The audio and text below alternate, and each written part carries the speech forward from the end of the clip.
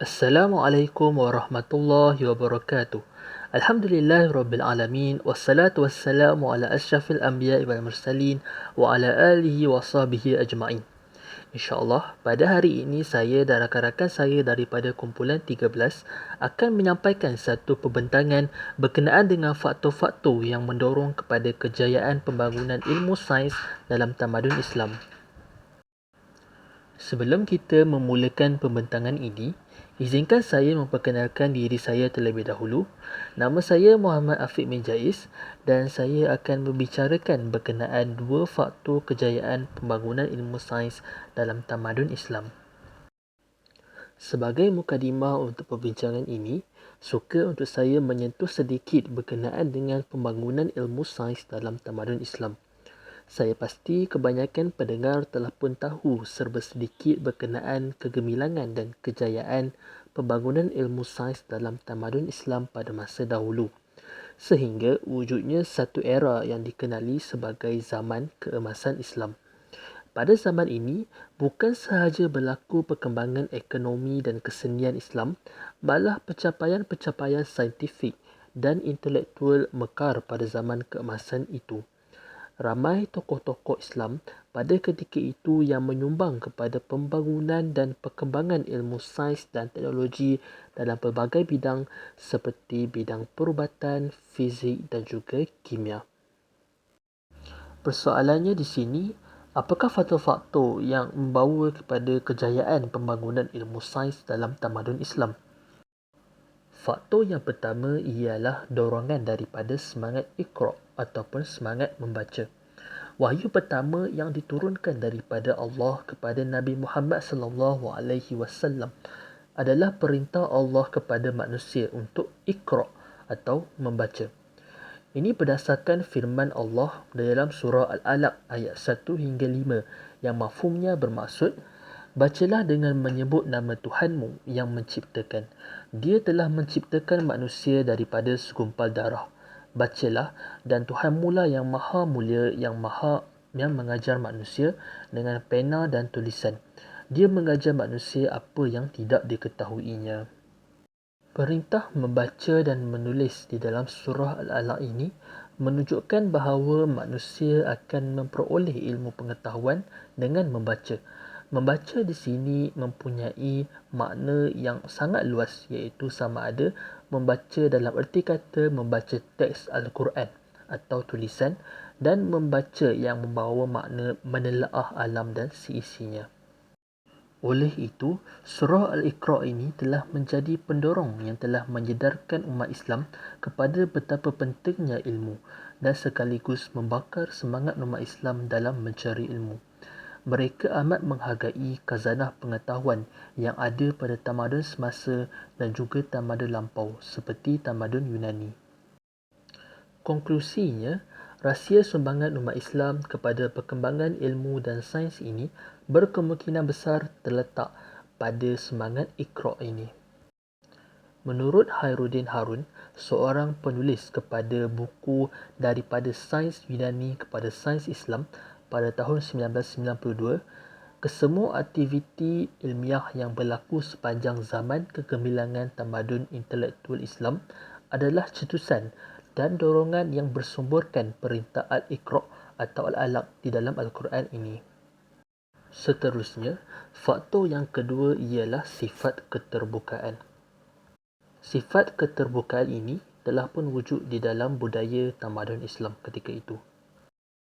Signifikannya sifat keterbukaan ini adalah kerana terdapat banyak pertembungan antara tamadun Islam dan tamadun-tamadun lain.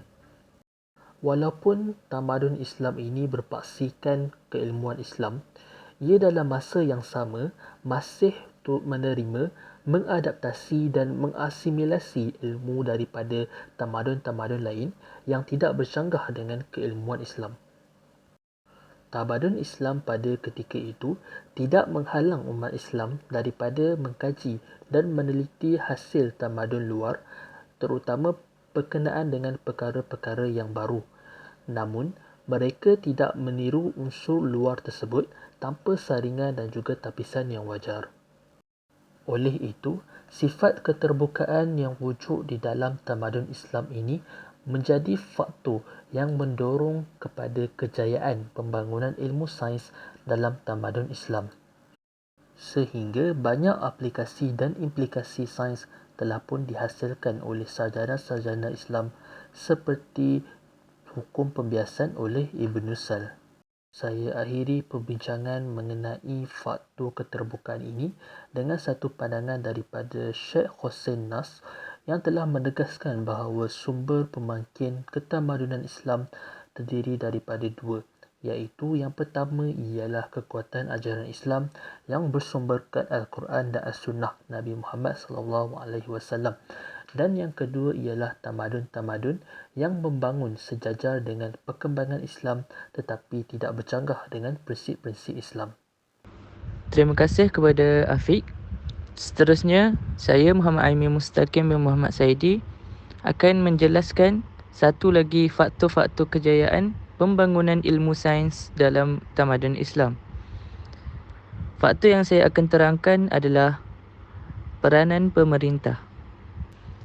Peranan pemerintah menjadi faktor penting perkembangan ilmu sains dalam tamadun Islam. Antaranya, apabila Khalifah Umayyah telah memerintahkan buku-buku kimia dan perubatan Yunani diterjemahkan di dalam bahasa Arab. Oleh itu, bangsa-bangsa Arab dalam tamadun Islam berjaya untuk memahami konsep-konsep kimia dan konsep-konsep perubatan dari zaman Yunani dengan jelas.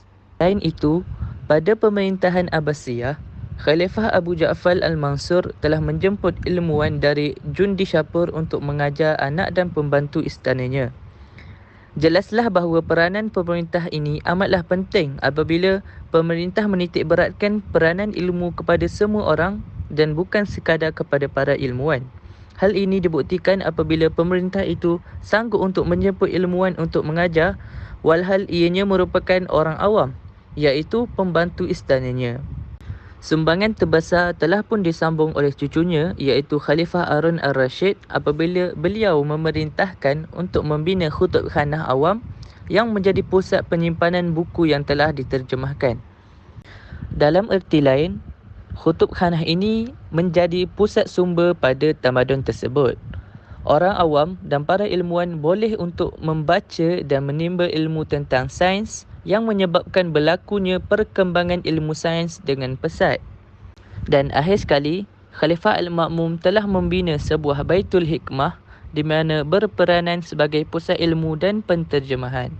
Maka jelaslah bahawa peranan pemerintah amatlah penting dalam perluasan dan perkembangan ilmu sains dan teknologi dalam tamadun Islam. Okey, saya Hamzah Aziz bin Aznan akan menerangkan tentang salah satu faktor-faktor kejayaan pembangunan ilmu sains dalam tamadun Islam, iaitu peranan orang perseorangan. Okey, dia punya huraian dia, ia membuktikan bahawa khalifah sebenarnya tidak bersenderan dalam memajukan sains. Okey, peranan orang perseorangan atau pihak tertentu, dia adalah pihak yang selain pemerintah yang menaikkan ilmu sains dalam Islam ini.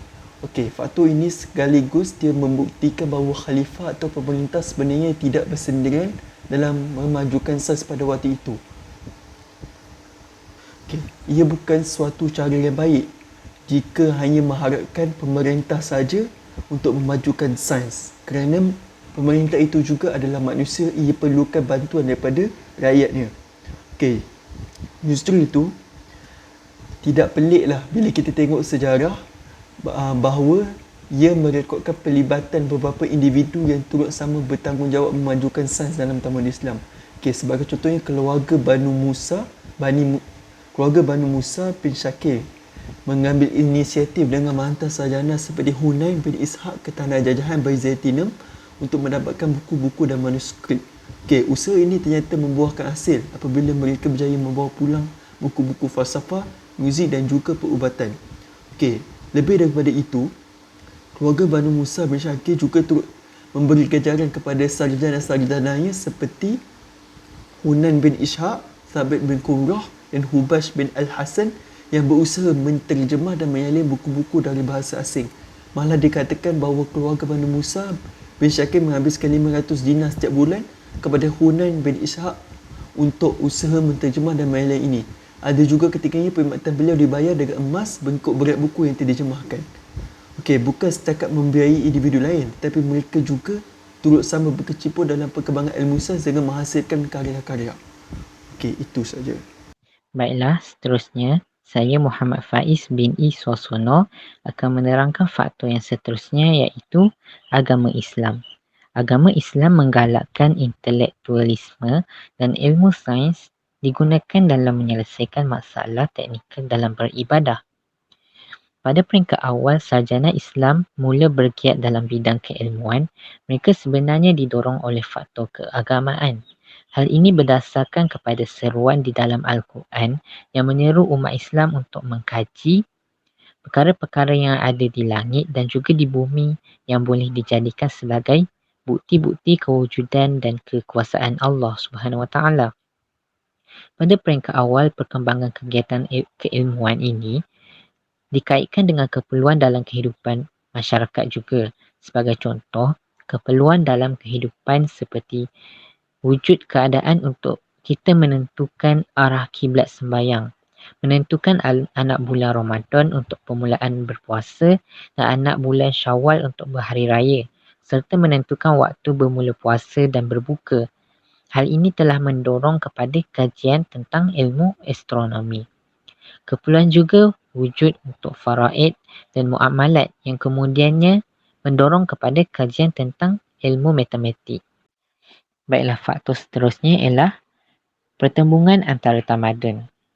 Untuk pengetahuan rakan-rakan semua, telah berlakunya pertembungan antara tamadun Islam dengan tamadun purba di Timur Tengah, iaitu Mesir. Sebelum Mesir dikuasai oleh Islam, ia telah pun menerima tamadun Yunani akibat penghijrahan ilmu Yunani ke sana oleh Alexander the Great. Rombongan Alexander the Great tidak hanya terdiri daripada tentera, namun beliau turut membawa bersamanya ahli falsafah, ahli perubatan dan juga ahli sains Yunani. Selepas itu, pada tahun 642 Masihi, Alexandria di Mesir telah berjaya ditakluk oleh Islam di bawah pimpinan Amru bin Al-As. Ketika inilah berlaku pertembungan awal antara budaya Islam dengan budaya di Mesir, termasuklah budaya Yunani yang telah pun bertapak di sana. Orang Islam yang memasuki kawasan tersebut akan dapat melihat dan merasai sendiri bahawa tamadun Yunani yang wujud di tempat itu ada pada ketika itu.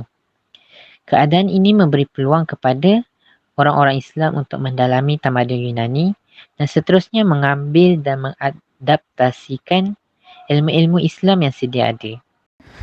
Bismillahirrahmanirrahim. Saya Muhammad Ikram Zaki akan menerangkan faktor yang terakhir, iaitu kolaboratif di antara Muslim dengan non-Muslim.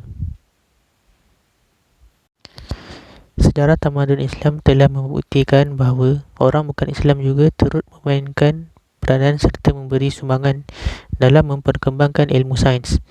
Antaranya ialah Hunain bin Ishaq. Nama penuh beliau ialah Abu Zaid Hunain bin Ishaq al-Ibadi. Beliau memainkan peranan yang sangat besar khususnya dalam usaha menterjemahkan karya dari tamadun lain kepada bahasa Arab. Ibnu An-Nadim dan Sarton, iaitu sejarawan, mencatatkan bahawa beliau pernah diberi tanggungjawab sebagai penyelih projek penterjemahan semasa pemerintahan Khalifah Al-Mutawakkil. Selain menjadi penterjemah paling terkemuka khususnya karya-karya dalam bidang perubatan. Kebolehan menterjemah ini adalah hasil daripada keupayaan beliau dalam menguasai banyak bahasa. Menurut Nasr, beliau menyatakan bahawa Hunain belajar di beberapa tempat seperti Jundishapur, Baghdad dan seterusnya Anatolia untuk meningkatkan pengetahuan beliau tentang bahasa. Selain bahasa Arab, para sejarawan juga menyatakan bahawa Hunain turut menguasai bahasa Greek dan Parsi. Dengan kemampuan bahasa yang tinggi ini, tidak hairanlah Hunain dapat memberikan sumbangan yang besar kepada kegemilangan sains dalam tamadun Islam. menerusi penterjemahan karya-karya seperti Galen, Hippocrates, Plato, Aristotle dan juga Ptolemy ke dalam bahasa Arab. Contoh seterusnya ialah Jurjis bin Jibrail Bakhtishayu. Antara sumbangan beliau ialah beliau berkhidmat sebagai doktor di Istana Khalifah selepas dijemput untuk berkhidmat di sana. Malah, beliau dan ramai lagi ahli keluarganya yang berbangsa Parsi telah berkhidmat bukan hanya dengan seorang Khalifah Abbasiyah tetapi 6 orang Khalifah.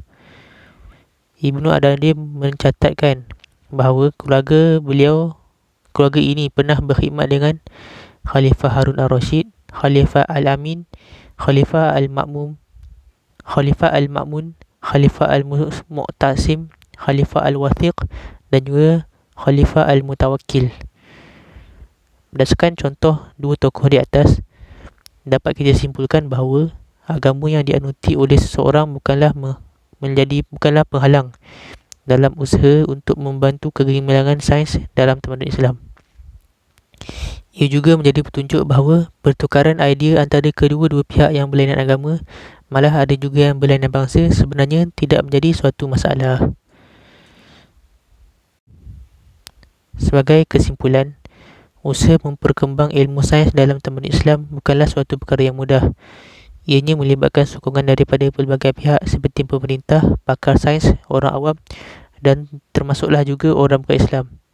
Selain itu, sifat agama Islam sendiri yang tidak menghalang umatnya mempelajari pelbagai jenis ilmu turut mendorong umat Islam dalam memperkembangkan ilmu sains. Pertemuan antara tamadun Islam dengan tamadun purba di Timur Tengah juga menjadi punca ilmu sains berkembang dalam tamadun Islam. Akhir sekali, kami berharap agar umat Islam pada zaman ini mengambil iktibar serta menjadikan tokoh-tokoh sains pada zaman keemasan Islam sebagai tauladan supaya umat Islam masa kini dapat memonopoli semula penguasaan dalam ilmu sains dan juga teknologi. Sekian saja daripada kumpulan kami. Wabillahi taufiq wa hidayah. Wassalamualaikum warahmatullahi wabarakatuh. Terima kasih.